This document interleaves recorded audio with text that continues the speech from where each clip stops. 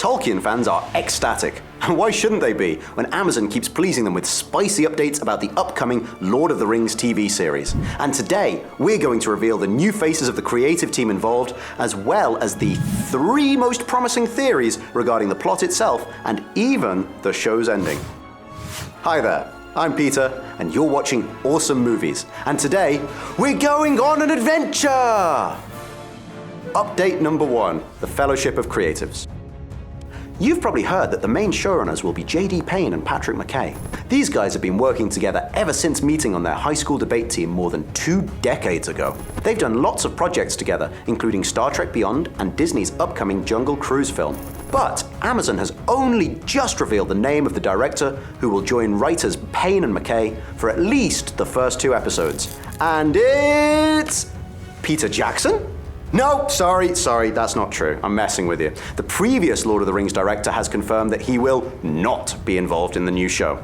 Instead, J.A. Bayona will take the director's chair. You might have seen his latest movie, 2018's Jurassic World: Fallen Kingdom. Talking about taking on this new project, Bayona said, "Tolkien created one of the most extraordinary and inspiring stories of all time. And as a lifelong fan, it's an honor and a joy to join this amazing team." The director added that he can't wait to take audiences from around the world back to Middle-earth and have them discover the wonders of the Second Age. There's one more interesting man who's all set to join the team, Game of Thrones writer and co-executive producer, Brian Cogman. He'll hopefully bring that much-needed atmosphere of grandeur to the show. However, there have been rumors that Cogman was kicked out of the Game of Thrones spin-off team, and it was only then that Amazon snatched him up for Lord of the Rings.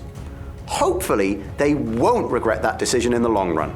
According to Amazon's plan, this Fellowship of Creatives will bring the show to life in 2021 with an agreement to release a minimum of 5 seasons.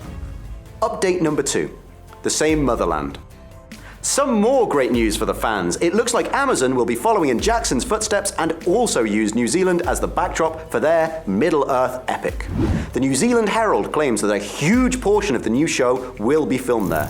But, where specifically?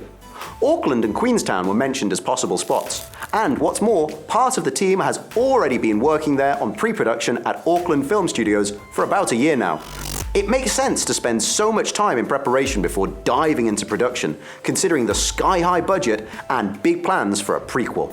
Of course, a series on this epic scale will need to be filmed in places outside of New Zealand as well. The show chose Edinburgh as its home base, settling on the very same studio space that was used for Avengers Infinity War a while back.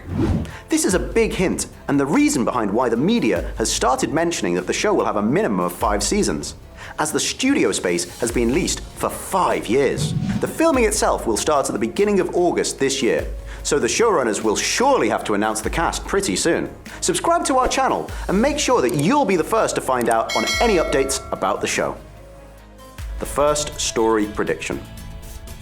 Now, you may be thinking that the main story will take place in the Second Age, as we could all see it in the maps which Amazon has posted online. However, there's one big problem with a show that plans to span an eon. The time period for that is 3,441 years, which makes it impossible to cover all of the events that take place. The first predictions coming in claim that the story will unfold over the rise of big bad ring thief Sauron and the formation of the last alliance of elves and men. It's a very exciting period to choose from Tolkien's writing, and though it naturally takes place right at the tail end of the Second Age, there's a whole lot of events that occurred before that which could be covered as well.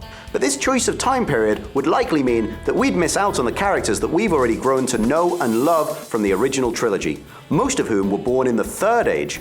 But we still have a chance to meet Galadriel, Elrond, and Gandalf, who were all born and existed in spirit form as Maiar even earlier than the Second Age. And of course, Sauron will be an integral character, as he's nearly as old as the universe itself. In this scenario, the main climax of the show will probably be the famous cutting of the ring from Sauron's hand, ending the story right before the beginning of the events of the original trilogy.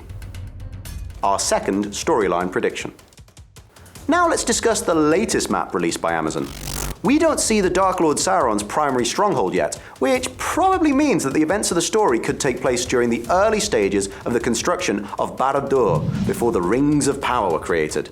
The settlement of Sauron in Mordor was 1,000 years after the First Age, so we'll get to see Sauron before his ascendance to power.